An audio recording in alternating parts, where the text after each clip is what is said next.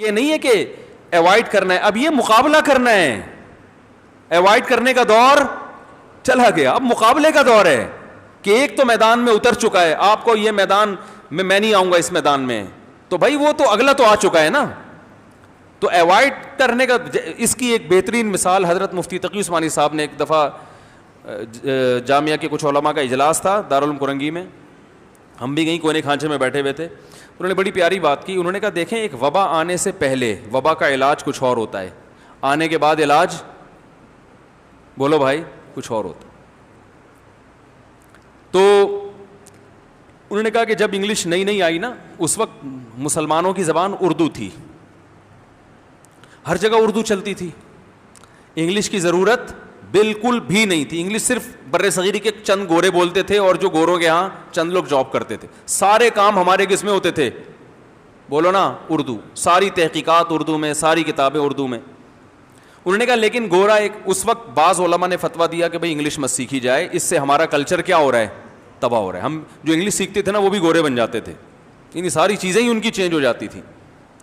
تو اس وقت بہت سے علماء نے فتویٰ دیا کہ انگلش نہ سیکھی جائے. حرام کا فتویٰ کبھی بھی نہیں دیا, یاد رکھو, بس یہ کہ اپریشیٹ نہیں کرتے تھے اس کو.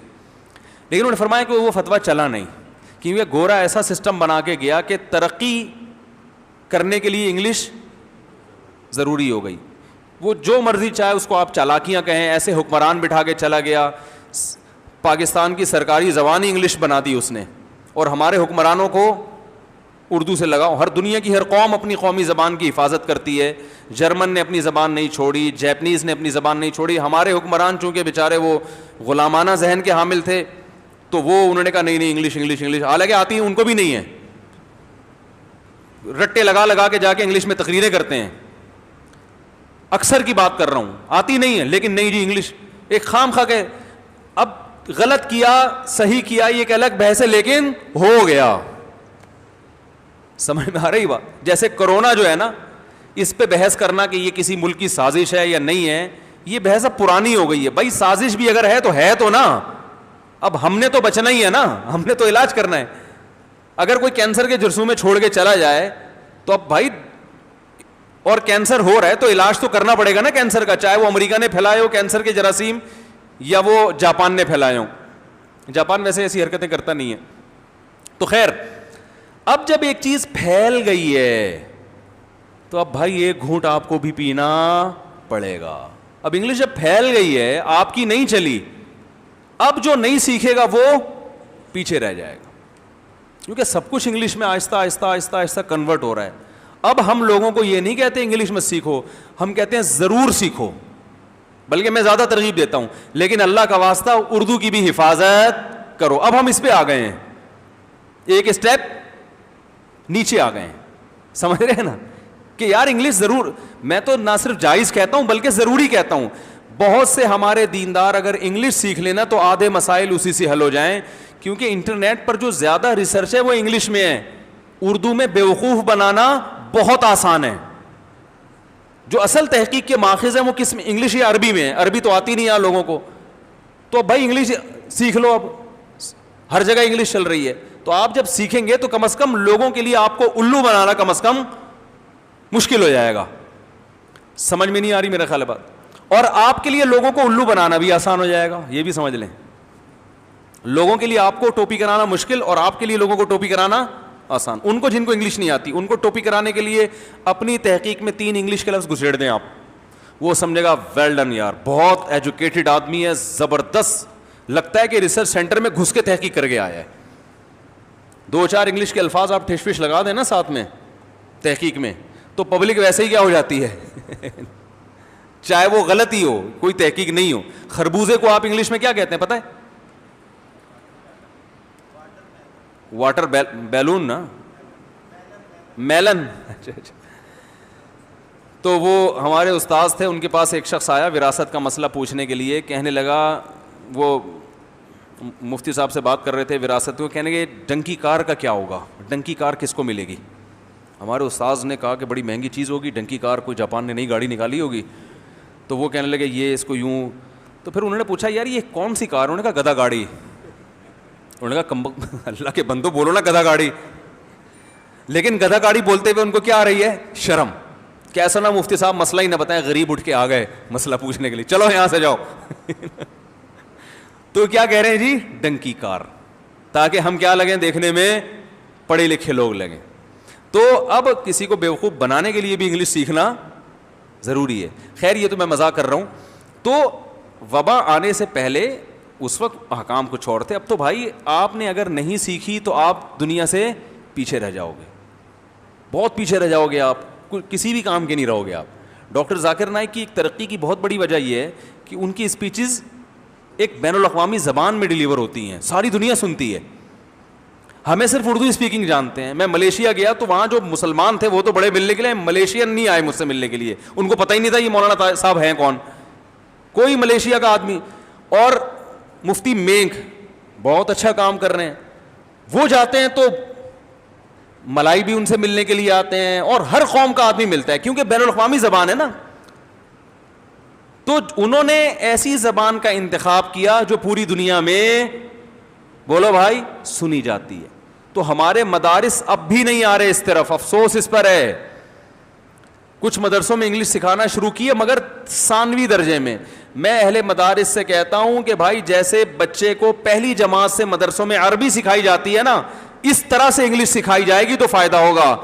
میں اب اگر میں اس وقت جا کے انگلش سیکھنے کی کوشش کروں, ٹھیک ہے میں نے بہت حد تک سیکھی بھی ہے, لیکن وہ بات تو نہیں ہوگی نا جو آپ اپنی نیچرل زبان میں جب ایک بات کرتے ہیں, جو اپنی مادری زبان میں, وہ تھوڑی اب بات آ سکتی ہے. ہر چیز کی ایک ٹائم ہوتا ہے نا, ایک عمر ہوتی ہے ہر چیز کی. اور میں جو پنجاب کے طلباء ہیں, جو ہمارے پشتو بولنے والے طلباء ہیں, ان سے میں کہتا ہوں یار تم نے اگر پاکستان میں کام کرنا ہے تو اردو سیکھنی پڑے گی. نہیں یار یہ بات, اب وہ پشتو میں تقریریں کر رہے ہیں, وہ پنجابی میں تقریریں کر رہے ہیں, کوئی سرائکی میں کر رہے ہیں. میں کہہ رہا ہوں یار تم نے اگر کرنی ہی ہے تو اردو میں کرو نا, کیونکہ اردو بولو گے تو پشتو بولنے والے بھی سمجھیں گے, پنجابی بولنے والے بھی سمجھیں گے, سرائکی بولنے والے بھی سمجھیں گے. تو ہمیشہ تبلیغ کے لیے بڑی سے بڑی زبان کا انتخاب کرنا چاہیے. اگر میں پشتو میں بیان کر رہا ہوتا تو یہاں اتنے لوگ بیٹھے ہوتے, صرف وہ بیٹھے ہوتے جن کو پشتو آتی ہے. ایسا ہی ہے نا. اب اردو میں بیان ہو رہا ہے تو پورا کے پی کے سن رہا ہے, بلوچستان میں ہر آدمی سن رہا ہے, انڈیا تو پورا ہی سن رہا ہے, ٹھیک ہے نا, ہر جگہ لوگ سن رہے ہیں. تو آپ کی زبان جتنی بڑی ہوگی, اردو یاد رکھو چھوٹی, میں جو انگلش کے اتنے فضائل بیان کر رہا ہوں اس کا مطلب اردو کی ویلیو کم کرنا نہیں ہے. اردو پر تو ہم ایک خاندانی بیان ابھی باقی ہے, ایک تو کیا ہے. اردو بہت بڑی زبان ہے, بہت بڑی. ہندی بھی اردو ہی ہے اصل میں, تو ہندی الگ زبان نہیں ہے. اردو کی جو کوالٹیز ہیں, اس لیے میں کبھی بھی یہ نہیں کہتا کہ انگلش سیکھو تو اردو کو بھول جاؤ, نا نا نا نا نا. میں تو جو وہاں امریکہ میں رہتے ہیں نا لوگ, ان سے کہتا ہوں بھائی اپنے بچوں کو اردو لازمی سکھائیں. اور آپ کو پتا ہے ڈاکٹر ذاکر نائک کے یہاں انسٹیٹیوٹ میں اردو بھی سکھائی جاتی ہے. حالانکہ وہ تو انگلش بولتے ہیں نا, انگلش بڑی زبان ہے, لیکن ان کو اردو کی ویلیو کا اندازہ ہے. میری جب ان سے ملاقات ہوئی تھی, انہوں نے بتایا کہ اردو میں عربی کے بعد جتنا لٹریچر اردو میں ہے نا مذہبی, اتنا کسی اور زبان میں نہیں ہے. تو ان کے ہاں بھی اردو سکھائی جاتی ہے, کیونکہ بر صغیر میں انڈیا, پاکستان, بنگلہ دیش, برما, یہ بہت بڑی آبادی ہے. یہاں اب بھی میجورٹی انگلش نہیں جانتی. ان میں کام کرنے کے لیے آپ کو اردو سیکھنا پڑے گی. تو میں جو پشتو بولنے والے ہیں یا بلوچی بولنے والے ہیں, ان سے طلبہ سے میں کہتا ہوں یار اردو سیکھو. میں درس قرآن کی ٹریننگ بھی دیتا ہوں نا طلبہ کو, ان کی اردو صحیح کرواتا ہوں. بولتا ہوں بھائی تم نے اگر پاکستان, اتنی بڑی دنیا میں, بنگلہ اور یہ ساری دنیا میں پھیلے ہوئے لوگ ہیں, انڈین تو پوری دنیا میں ہے, پاکستانی پوری دنیا میں ہے, بنگلہ دیشی پوری دنیا میں ہے. تو میں ان سے کہتا ہوں اگر بہت بڑے پیمانے پر کام کرنا ہے تو آپ کو اردو, بولو بھائی, سیکھنی پڑے گی. تو ہمارے پٹھان شاگرد ہیں, وہ بے تکلفی میں کہتا ہوں بھائی اخپل طریقے سے تبلیغ نہیں کرنی ہے, جیسے ہم کہہ رہے ہیں اس طرح کرو. پتہ ہے آپ کو کے پی کے میں اتنے بڑے بڑے علامے ہیں, اتنے بڑے بڑے علامے, لیکن دنیا انہیں نہیں جانتی کیونکہ وہ پشتوں میں تقریریں کرتے ہیں. ہمارے ایک استاذ ہیں جامعۃ الرشید کے, ان کے سسر صاحب پٹھان عالم ہیں, اردو نہیں آتی ان کو.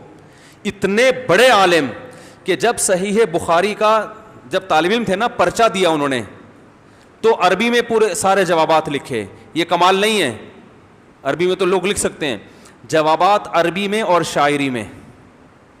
جتنے سوال ان سے پوچھے گئے صحیح بخاری کے پرچے میں, ہر سوال کا جواب شعر بھی اردو نہیں, بولو بھائی عربی.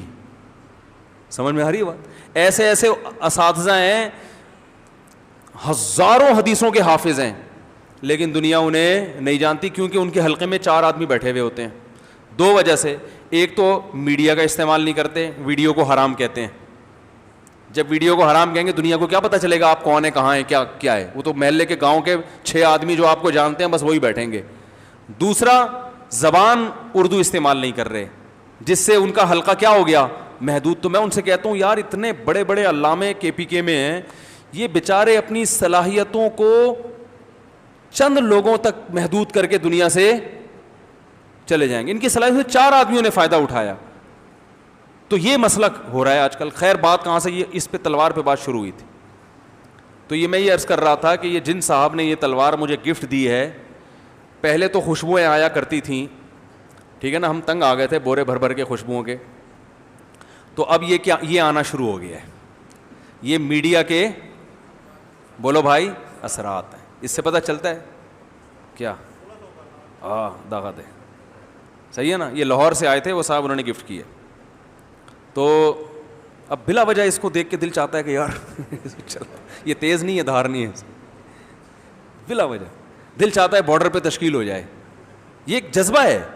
یعنی جب ایسی چیزیں آدمی کے ہاتھ میں آتی ہیں تو دل چاہتا ہے نا یار بارڈر پہ بھیجو. خود بخود ایک جذبہ پیدا ہوتا ہے, دل چاہ رہا ہے کوئی بارڈر پہ بھیجے ہمیں یار, کو تھوڑا سا ابھینندن جیسا کوئی آدمی ہو جس سے سلام دعا ہو جائے. باتیں کرنے میں کوئی گورنمنٹ کی طرف سے پابندی تھوڑی ہے, ٹھیک ہے نا. تو یہ ویسے ہی جذبہ پیدا ہو جاتا ہے. تو یہ ہے میڈیا کے. حالانکہ میں نے تو نہیں کہا تھا بھائی مجھے تلوار چاہیے, اور اب مجھے یہ لگ رہا ہے کہ اب اگلی دفعہ کوئی ہردیا گھوڑا لے کر آئے گا. اب کیا آئے گا, گھوڑا. اب سوچ رہے ہیں گھوڑا باندھیں گے کہاں پہ ہم. اور جنہوں نے یہ ڈرامہ دیکھا ہے نا ان کو ویسے ہی گھڑ سواری کا شوق پیدا ہو گیا ہے. تو طیب اردگان کا ایک بہت بڑا ویژن, بہت دور تک سوچ رہا ہے وہ. اس نے بولا بھائی یہ ڈراموں سے, فلموں سے انقلاب آیا ہے, اور لیکن ہمارے یہاں ہوتا پتہ ہے کیا ہے, جب کوئی اس طرح کی تحریکوں کے مقابلے میں اسی طرز پہ محنت کرتا ہے تو محنت معیاری نہیں ہوتی. جیسے مکہ کولا اور زمزم کولا آئے تھے نا, پیپسی کے خلاف بائیکاٹ ہوا تھا. وہ جیسے ہمارے اکثر اسلامی اسکولوں کا حال ہے, وہ کہتے ہیں ہم بیکن ہاؤس اور سٹی اسکول کے مقابلے میں اسی معیار کا اسکول بنائیں گے, ماحول اسلامی ہوگا. وہ ماحول تو تھوڑا بہت اسلامی ہوتا ہے لیکن تعلیم معیاری نہیں ہوتی, تو پھر اور زیادہ بدنامی ہوتی ہے. طیب اردگان نے خاندانی کام یہ کیا کہ بھائی بناؤں گا بھی ڈرامہ اور معیار پہ سمجھوتا نہیں کروں گا. تو اس لیے وہ ہٹ ہو گیا, دنیا دیکھ رہی ہے, ہم ہی نہیں دیکھ رہے. اور میں پھر بھی جو ڈرامے نہیں دیکھتے ان کو میں واقعی ترغیب نہیں دیتا. میں ان سے کہتا ہوں یار کتاب پڑھو, تاریخ پڑھو, اردغل کی ہسٹری پڑھو کتاب کے ذریعے, وہ زیادہ فائدہ مند ہے. کتاب سے کا ذوق پیدا ہوگا. تو یہ اچھی بات ہے. کسی ہیروئن کی سے آپ یہی کہیں کہ یار زمزم پیو تو اچھی بات ہے, لیکن عملی طور پر ایسا ہوتا نہیں ہے نا. جو دنیا, کچھ لوگ تو کتاب پڑھ لیں گے, زیادہ تر نہیں پڑھیں گے, تو ان کو یہ کہا جائے گا یار چلو some thing is better than nothing. تو اس لیے اتنے فتوے نہ لگائیں میرے اوپر. ہر دوسرے دن کوئی واٹس ایپ پہ میرے خلاف ایک فتویٰ لکھ کے بھیجا ہوتا ہے, یہ بالکل لبرل ہو گیا ہے, اور یہ بعض نے تو یہاں تک کا مشہور ہو گیا نا, تو اب یہ بس یہ مشہور ہونے کا یہ ہو گیا ہے, بالکل ہی ہے نا, ہر چیز میں آزاد ہو گیا ہے. تو زمینی حقیقت کو دیکھ کے چلنا چاہیے. اور یہ جدید وسائل اور ذرائع کا استعمال اگر ہم نے آج اگر نہیں کیا نا تو ہم بہت کل بھی آنا ہے ہم نے اسی طرف. اگر انگلش کو ہم پہلے ہی پروموٹ کر دیتے, کچھ لوگ بیٹھتے اور بولتے کہ بھائی ہم جو کہہ رہے ہیں انگلش نہیں چلے گی, تو ہماری تو چلتی نہیں, چلتی گورے کی ہے, ٹھیک ہے نا. اور آج سے 50 سال کے بعد جو ماحول جس طرف جا رہا ہے وہ اسی طرف جائے گا کہ آج نہیں تو کل سیکھنی پڑے گی, تو آج ہی سیکھ لو. تو اگر پہلے ہی ہمارے مدارس کے طلبہ انگلش سیکھ لیتے تو آج